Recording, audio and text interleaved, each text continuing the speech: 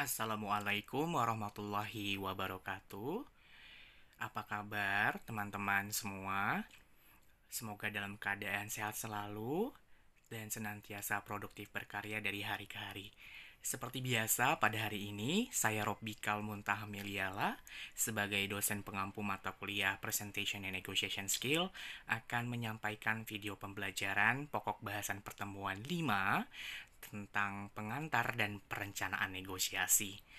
Teman-teman, di pertemuan 5 ini kita sudah masuk ke dalam pokok bahasan baru yaitu tentang negosiasi. Setelah 4 pertemuan sebelumnya kita mempelajari lebih dalam tentang presentasi. Lalu pertanyaan muncul di benak kita, apa sih yang dimaksud dengan negosiasi? Negosiasi diadopsi dari bahasa Inggris yaitu negotiation atau to negotiate yang artinya adalah proses perundingan. Berunding yang pada intinya proses pertemuan antara dua pihak atau lebih ke dalam meja perundingan dan masing-masing mencari kesepakatan yang saling menguntungkan kedua belah pihak. Idealnya pengertian dari negosiasi adalah seperti itu. Jadi, definisi dari negosiasi ini tak lepas dari adanya proses diskusi, kemudian ada proses bargaining atau tawar-menawar, dan juga proses mencari kesepakatan yang saling menguntungkan di antara pihak-pihak yang datang ke meja perundingan. Bisa terdiri atas dua pihak atau lebih. Jadi, negosiasi berarti melakukan transaksi bisnis melalui komunikasi atau konferensi dengan maksud untuk mencapai suatu penyelesaian atau kesepakatan. Kemudian, kerangka negosiasi itu sendiri yang perlu Anda ketahui sebelum Anda datang ke meja perundingan adalah ada 4 hal yang perlu dijawab atau dipersiapkan terlebih dahulu. Pertama, apa yang Anda inginkan, yaitu what do I want. Jadi seperti layaknya kita berdiskusi dengan mitra negosiasi, kita harus mengetahui dulu objective goals dari perundingan yang akan kita lakukan itu apa. Kemudian dari mana Anda akan memulai? Where do I start? Di mana saya akan memulai proses negosiasi ini? Berarti ada hal yang pendasar di sini adalah Anda harus menyiapkan proposal terlebih dahulu ketika kerangka negosiasi yang ditempuh adalah negosiasi bisnis. Proposal itu apa sih? Proposal itu seperti layaknya uh, outline ataupun pengajuan yang terdiri atas term and condition tertentu atas penawaran kerjasama. Lalu kapan Anda akan mulai? Berarti when do I move? Nah, lagi-lagi ya berarti ini harus tercantum juga di proposal bisnis yang nanti akan Anda ajukan kepada mitra Anda. Dan yang keempat adalah bagaimana Anda akan mengakhiri atau how do I close. How do I close di sini adalah idealnya setiap negosiator yang datang ke meja perundingan ingin mendapatkan kata kesepakatan. Tapi dalam rangka mencapai kata kesepakatan itu pasti ada proses perbedaan di antara negosiator satu dan negosiator kedua. Itulah pentingnya kita menyiapkan strategi dan taktik supaya proses itu dapat kita lalui dengan kata kesepakatan yang menguntungkan kedua belah pihak. Walaupun pada akhirnya nanti ketidaksepakatan pun itu menjadi kesepakatan tersendiri dari proses negosiasi yang kita miliki karena beberapa alasan tertentu. Prinsip-prinsip negosiasi yang dapat perlu kita pertimbangkan, pertama ada memang orang yang datang dengan win-win solution yang berarti dia memang ingin mencari kesepakatan yang menguntungkan kedua belah pihak atau titik tengahnya di mana saya untung, Anda untung. Tapi versus ada juga seseorang negosiator atau sekelompok negosiator yang datang dengan prinsip win-lose. Namanya win-lose berarti adalah seperti layaknya pertandingan. Jadi ada yang menang, ada yang kalah. Dan mereka tidak mau mendapatkan kata kesepakatan yang saling menguntungkan, tapi harus ada yang menang atau ada yang kalah layaknya pertandingan. Ada juga prinsip lain dengan nama kompetitif. Ya, kompetitif tadi hampir sama dengan win-lose ya. Artinya adalah suatu pertandingan atau kontestasi. Jadi ketika maju atau datang ke meja perundingan, harus ada yang menjadi pemenang dan harus ada yang menjadi yang kalah. Kalau cooperative bargaining ini sama seperti kayak win-win solution. Jadi kedua pihak atau lebih dari dua pihak datang ke meja perundingan dengan niat yang memang ingin mencari titik tengah yang saling menguntungkan semua pihak dalam proses perundingan tersebut. Nah, selanjutnya ada juga negotiation versus selling, yang maksudnya adalah negosiasi di sini adalah sama, yaitu untuk menemukan titik tengah. Kalau selling artinya adalah menjual. Ketika kita berbicara tentang menjual, berarti ada standar harga yang perlu disetujui dari kedua belah pihak, yang mungkin saja nanti keputusannya adalah jadi membeli atau tidak membeli. Intinya seperti itu. Jadi kegiatan proses negosiasi secara umum dapat dibagi dalam 3 tahapan. Di antaranya adalah perencanaan negosiasi, pelaksanaan negosiasi, dan mengakhiri negosiasi. Perencanaan negosiasi ini sendiri adalah hal-hal yang perlu Anda persiapkan sebelum datang ke meja perundingan untuk bernegosiasi. Ada 2 isu yang perlu Anda perhatikan dan pertimbangkan, yaitu ada isu primer dan ada isu sekunder. Namanya juga isu primer, berarti ini adalah hal-hal yang tidak bisa Anda sepelekan sebelum Anda melakukan negosiasi. Makanya ada istilah singkatan PrEP, yaitu singkatan dari Preview Your Goal, Research the Topic, Evaluate Your Counterpart, dan juga Prepare Your Rationale. Yaitu si primer ini, yang pertama preview your goal adalah kita harus menentukan dulu objektif goal dari perundingan yang ingin kita lakukan. Sebenarnya tujuan kita untuk berunding ini untuk menjualkah, atau memang datang dengan prinsip win-lose kah, kompetitif kah, atau ingin menyelesaikan masalah kah, menyelesaikan sengketa kah. Nah, jadi objektif goals-nya itu harus tahu dulu sebelum datang ke meja perundingan. Tujuan utamanya apa sih, gitu ya. Kita datang ke meja perundingan dan berdiskusi dengan mitra negosiasi kita. Untuk negosiasi bisnis, negosiasi diplomasi, penyelesaian sengketa, atau negosiasi yang lain. Kemudian yang kedua adalah research the topic. Maksudnya adalah topik yang dibangun saat negosiasi apa.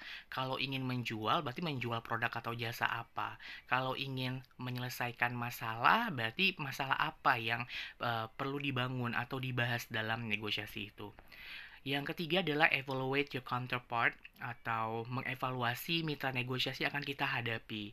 Ini sangat penting sekali karena setiap orang diciptakan Tuhan berbeda-beda karakternya, gitu ya. Dan juga berbeda-beda gaya dalam bernegosiasi di meja perundingan. Jadi setidaknya sebelumnya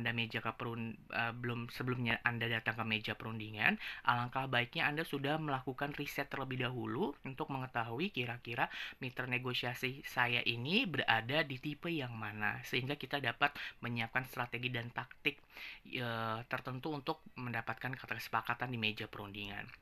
Yang selanjutnya adalah prepare your rationale, yang artinya adalah mempersiapkan argumentasi Anda. Nah, dalam kerangka negosiasi bisnis, prepare your rationale ini, argumentasi ini biasanya dituangkan dalam bentuk komunikasi tertulis juga, yaitu proposal yang kita akan ajukan kepada mitra negosiasi kita. Di mana di dalam proposal itu tertulis dengan jelas apa sih yang menjadi topik negosiasi kita, lalu apa sih tawaran yang ingin kita ajukan kepada mitra negosiasi kita, kemudian kapan periode pelaksanaan kerjasama itu dilakukan, lalu apakah pertimbangan-pertimbangan atau pasal-pasal tertentu yang perlu dipertimbangkan dari kedua belah pihak saat negosiasi terjadi dan kerjasama terjadi. Nah, itu disebut dengan mempersiapkan argumentasi. Selanjutnya, kembali kepada prep tadi, di mana kita diharuskan untuk menentukan tujuan negosiasi kita, supaya kita datang ke meja perundingan juga tidak menjadi pepesan kosong atau berdiskusi tapi tanpa ada arah yang jelas. Maka dari itu, Anda harus mengidentifikasi tujuan primer Anda apa, tujuan sekunder apa, dan tujuan harapan atau mimpi Anda itu apa saat bernegosiasi di meja perundingan nanti. Lalu, saat meriset topik yang relevan ini pun juga Anda harus mengetahui kira-kira interest atau kepentingan mitra negosiasi bertemu dengan Anda itu dalam rangka apa gitu ya. Tujuan mereka itu yang mereka cari dari kita untuk bernegosiasi itu apa gitu ya. Dan apa kelemahan dan keterbatasan dari mitra negosiasi kita ini gitu ya. Lalu bagaimana kesepakatan terdahulu jika kita menghadapi mitra negosiasi yang memang sudah bekerja sama sebelumnya. Dan bagaimanakah kekuatan yang dimiliki oleh mitra negosiasi kita sekarang. Apakah ada penambahan kekuatan atau justru malah kita dapat menang di atas angin. Nah, hal inilah yang menjadi titik poin kita untuk menentukan strategi dan taktik memenangkan perundingan di meja perundingan sehingga kata kesepakatan pun dapat diraih potensinya lebih tinggi. Nah, itu termasuk ke dalam riset topik yang relevan. Nah, selanjutnya menganalisa mitra negosiasi karena tadi sudah saya bilang bahwa setiap orang itu diciptakan Tuhan berbeda-beda dengan karakteristik yang unik. Dan ada kalanya kita menemukan mitra negosiasi yang memang sangat terbuka dan ingin menjawab segala pertanyaan dan juga open-minded dalam menerima saran kritikan. Ada juga yang sangat pelit berbicara dan sangat tertutup. Nah, inilah 5 karakter negosiator yang perlu Anda ketahui saat berada di meja perundingan. Anda bisa lihat di bagian di sini di koordinat X dan Y. Koordinat Y di sini ada tidak asertif dan asertif. Semakin ke atas, kamu bisa lihat di situ adalah orang tipe-tipe mitra negosiasi yang asertif. Asertif artinya adalah tegas gitu ya. Semakin tegas berarti dia semakin kompetitif dalam datang ke meja perundingan. Tapi kalau semakin ke bawah ya, berarti dia semakin tidak tegas atau tidak asertif. Nah, ini adalah koordinat yang Y ya. Sedangkan kalau koordinat X ini dari kanan ke kiri, kalau semakin ke kanan berarti dia semakin kooperatif tipenya. Berarti semakin mau mengajak kerjasama dengan kita. Ada juga yang semakin ke kiri berarti tipenya yang tidak kooperatif untuk mengajak kerjasama kita. Ya, jadi bisa diperhatikan ada sumbu X dan sumbu Y di sini. Sumbu X ini adalah vertikal, sedangkan sumbu Y adalah horizontal. Ya, kalau sumbu Y itu semakin ke atas berarti semakin asertif atau semakin tegas, sedangkan kalau semakin ke bawah berarti menunjukkan tipe dari orang yang kita hadapi tidak asertif atau tidak tegas. Sedangkan kalau sumbu X semakin ke kanan menunjukkan bahwa orang itu semakin mau bekerja sama dengan kita, tapi kalau semakin ke kiri berarti dia semakin tidak mau bekerja sama dengan kita atau semakin tidak kooperatif. Nah, ada 5 tipe dari mitra negosiasi yang perlu Anda ketahui. Kita awali dengan tipe akomodatif. Tipe akomodatif di sini berada di titik sumbu, yaitu dia ada di yang makin kooperatif tapi tidak asertif ya. Mitra negosiasi yang akomodatif di sini adalah tipe-tipe mitra yang sangat terbuka dalam melakukan kerjasama, mau menerima saran dan kritikan, dan mau menemukan titik tengah atas perbedaan yang ada ketika negosiasi terjadi di meja perundingan. Makanya akomodatif gitu ya. Berarti bersyukurlah ketika kamu nanti menemukan mitra negosiasi yang tipenya seperti ini gitu ya. Karena pada dasarnya pun mereka mempunyai niatan tulus untuk bekerja sama dengan Anda gitu ya, dan sama-sama ingin mencari titik tengah dari kesepakatan yang ingin dibangun. Tapi kalau kita naik sedikit kolaboratif di sini, kolaboratif di sini merupakan titik mitra negosiasi yang berada di koordinat, dia termasuk tipe kooperatif tapi juga orang yang asertif. Maksudnya tipe-tipe orang kolaboratif ini adalah dia akan bertindak sesuai dengan apa yang akan kita tampilkan terlebih dahulu kepada mereka gitu ya. Jadi dari awal misalnya kita sudah baik sama mereka dan kita mau terbuka sama mereka, otomatis dia akan bertindak yang sama seperti layaknya kita membuka negosiasi. Tapi jika dari awalnya kita juga melakukan proses negosiasi yang kompetitif gitu ya, yang semakin asertif, dia pun juga akan bertindak sama seperti kita layaknya kita membuka negosiasi ya, dia makin akan tidak terbuka dan juga menghindari proses kerjasama yang saling menguntungkan. Jadi kalau tipe-tipe orang kolaboratif ini adalah tipe-tipe mitra yang bertindak sesuai dengan bagaimana mitranya mengawali terlebih dahulu. Jadi kalau semakin baik ya dia akan bisa semakin baik, tapi ketika dia menemukan mitra negosiasi yang memang dari awal asertif, terlalu tegas, kompetitif, ya dia pun juga akan bertindak yang sama seperti apa yang diawali oleh mitra tersebut. Nah, selanjutnya kita beralih ke titik tengah, yaitu ada kompromi. Kalau kompromi ini adalah tipe-tipe mitra negosiasi em, yang tipe-tipe yes man, yes madam, yes sir, yang maksudnya iya di depan tapi belum tentu di belakang dia sama seperti apa yang diungkapkan di depan. Jadi tipe kompromo ini mungkin tipe-tipe mitra yang perlu diwaspadai atau perlu hati-hati ya teman-teman. Itu adalah tipe compromise gitu ya. Tipe-tipe ular berkepala dua dan juga lebih compromise ketika di awal pembicaraan dia sepertinya mengafirmasi apa yang menjadi keinginan kita, tapi di belakang itu mungkin dia mencari kesempatan lain yang juga lebih menguntungkan dirinya dibandingkan kepentingan yang sudah dibangun saat kesepakatan itu terjadi. Nah, itu adalah tipe-tipe compromise gitu ya. Nah, bergeser sedikit ke atas ada kompetitif. Kalau kompetitif ini adalah tipe mitra negosiasi yang asertif dan tidak kooperatif. Berarti ketika awal niatan dia datang ke meja perundingan memang jelas dia dengan prinsip win-lose, yaitu ada yang menang, ada yang kalah gitu ya. Layaknya sebuah pertandingan ataupun kontestasi. Dia tidak mau mencari kata titik tengah dalam membangun kesepakatan. Tapi harus ada yang mana yang akan diuntungkan, mana yang tidak diuntungkan. Itu namanya kompetitif. Nah, di titik yang paling bawah ada tipe mitra negosiasi yang menghindar. Nah, ini juga merupakan mitra negosiasi yang tidak kooperatif dalam diajak bekerja sama, eh, memang menghindar untuk membangun kesepakatan, dan kalau bertemu dengan mitra negosiasi seperti ini ya paling merepotkan juga, karena dari awal pun mereka memang sudah punya niatan untuk tidak menjalin kerjasama dengan kita, berarti menghindar gitu ya. Itulah kira-kira tipe mitra negosiasi yang berpeluang akan Anda temui di dunia industri. Ada kolaboratif, ada akomodatif, ada kompromi, ada kompetitif, dan ada menghindar. Selanjutnya adalah, nah, kerangka grid ini juga dikembangkan oleh Robert R. Black dan Jane S. Moulton, yang dimana dia mengkategorikan 5 dimensi mitra yang akan dihadapi oleh salesman atau mitra negosiasi dalam rangka kerangka bisnis. Ada tipe di sini koordinat 1.9, ada koordinat 9.9, ada koordinat 5.5, ada koordinat 1 koordinat 11, dan ada koordinat 91. Pertama adalah yang paling kiri atas, koordinat 1.9, yang maksudnya kita menemukan mitra negosiasi yaitu dengan pelanggan dengan sikap bersahabat ya, seperti layaknya akomodatif ya. Penjual yang menjadi sahabat saya akan selalu menyarankan servis, kadang 2 kali saya menyanggupi untuk membeli yang sebenarnya tidak atau kurang sesuai, karena mereka sudah nyaman dengan kerjasama yang sudah dibangun sebelumnya.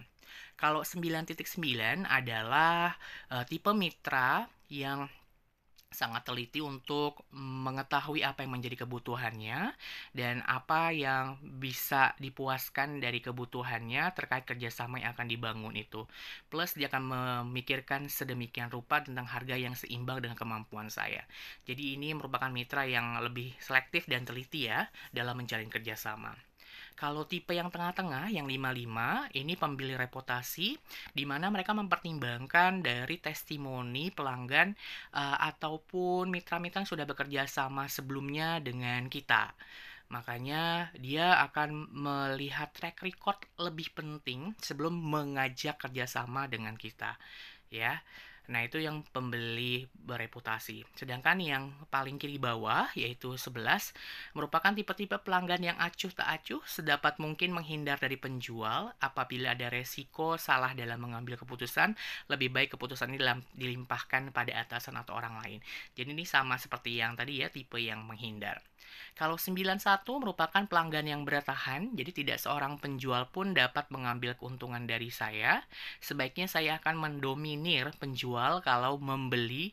Saya akan berusaha mendapatkan keuntungan sebanyaknya dari waktu dan uang yang saya keluarkan. Jadi tipe-tipe pelanggan yang tidak mau nego harga sama sekali ya, karena mereka sudah dari awal kompetitif untuk memutuskan negosiasi yang sifatnya lebih ke win-lose competition. Nah, selanjutnya adalah isu primer yang keempat, menyiapkan argumentasi.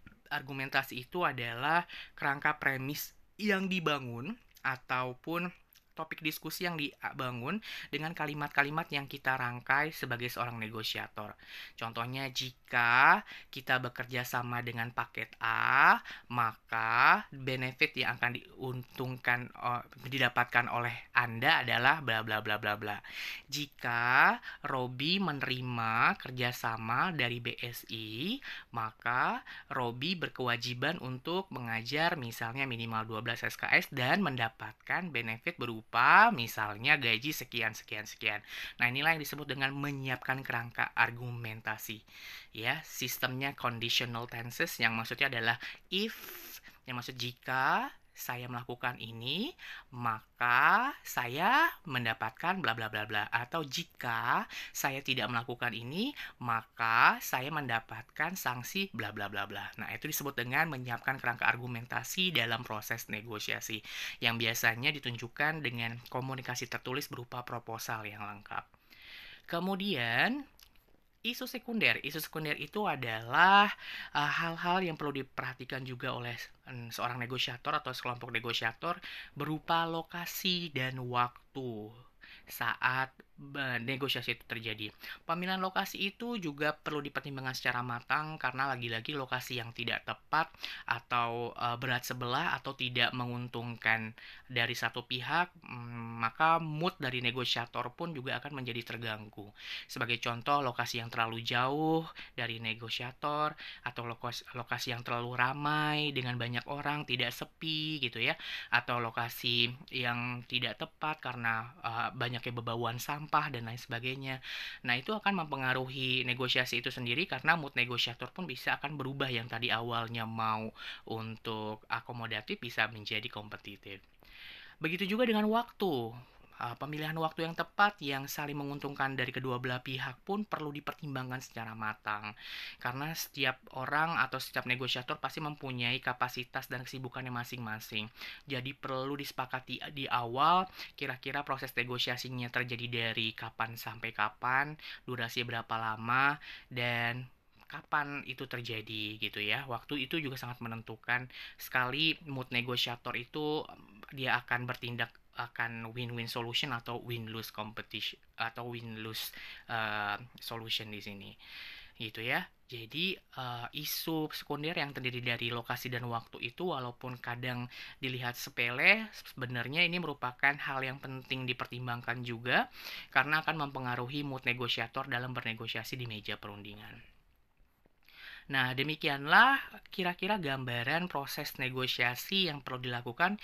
Dilihat dari paling kiri atas, yaitu diawali dengan pembukaan, bersalaman, kemudian di tengah, gambar tengah ketika kita mempresentasikan atau berbicara memperkenalkan diri, siapa kita dan tujuan kita datang ke meja perundingan itu apa. Lalu yang ketiga, penjelasan dari proposal atau dari konsep kerjasama yang akan dibangun dengan mitra negosiasi. Beralih kepada tanda panah ke bawah. Di gambar yang keempat kita melihat bagaimana seorang negosiator berusaha untuk meyakinkan mitranya terkait kerjasama yang akan dibangun, baik itu benefitnya apa saja, lalu lalu bagaimana kontrak atau pasal yang ditawarkan saat bekerja sama. Nah, beralih ke sebelah kiri bawah yang tengah menunjukkan bahwa adanya proses kesepakatan terjadi atau adanya proses afirmasi positif yang diterima oleh mitra negosiasi setelah si negosiator pertama menjelaskan benefit dari kerjasama yang ditawarkan. Dan gambar yang paling kiri bawah menunjukkan proses kesepakatan atau deal dari perundingan yang sudah dilakukan. Demikian teman-teman untuk pembahasan materi pertemuan ini. Di sini ada tugas 3 yang perlu Anda kerjakan. Jadi silahkan dibaca dengan seksama soalnya berikut dengan poin-poin yang akan didapat ketika Anda mengerjakan ini. Ada 7 soal yang perlu Anda jawab. Pertama, sebutkan dan jelaskan pengertian negosiasi dari seorang pakar. Jadi cari dari jurnal ilmiah atau buku ilmiah. Boleh di Google Scholar ataupun buku ilmiah terkait buku teknik lobby dan negosiasi. Kemudian pertanyaan kedua, sebutkan dan jelaskan faktor-faktor yang mempengaruhi keberhasilan negosiasi, nilainya 10 poin. Yang ketiga, jelaskan aturan dasar negosiasi berprinsip, nilainya 5 poin. Dan yang keempat, jelaskan dan beri contoh macam-macam kekuatan dalam negosiasi. 15 poin. Dan yang kelima, pemilihan perilaku negosiasi merupakan penentu keberhasilan negosiasi. Jelaskan dan berikan contoh-contoh perilaku, contoh-contoh perilaku tersebut. Kemudian jelaskan pendekatan yang biasa digunakan untuk mempengaruhi orang dalam bernegosiasi. Dan yang ketujuh, jelaskan alat-alat negosiasi yang efektif. Nilainya adalah 10 poin. Jadi silakan Anda kerjakan 7 pertanyaan tersebut memiliki bobot nilai masing-masing. Beri sumber bacaan jelas setiap menjawab pertanyaan. Silahkan mencari sumber jawaban dari berbagai macam buku negosiasi, baik buku fisik maupun e-book. Dan ini yang paling penting, nomor 5. Dilarang memakai sumber dengan referensi Wikipedia, artikel atau script.com, dan lain-lainnya sumber tidak jelas. Ya. Jadi Wikipedia, WordPress, Blogspot, dan lain sebagainya itu tidak boleh dijadikan sumber referensi saat menjawab pertanyaan tadi. Dan yang keenam, tugas dikumpulkan dalam bentuk paper, dijilid, diketik rapi dengan font type Calibri, font size 12 poin, margin left atau kiri 4, right 3 cm, up 3 cm, dan down 3 cm. Nah, kriteria penilaian silahkan Anda baca sendiri dan pengumpulan tugas dilakukan pada pertemuan 6. Demikian hal-hal yang perlu saya sampaikan di video pembelajaran pada pertemuan 5 kali ini. Terima kasih atas perhatiannya. Assalamualaikum warahmatullahi wabarakatuh.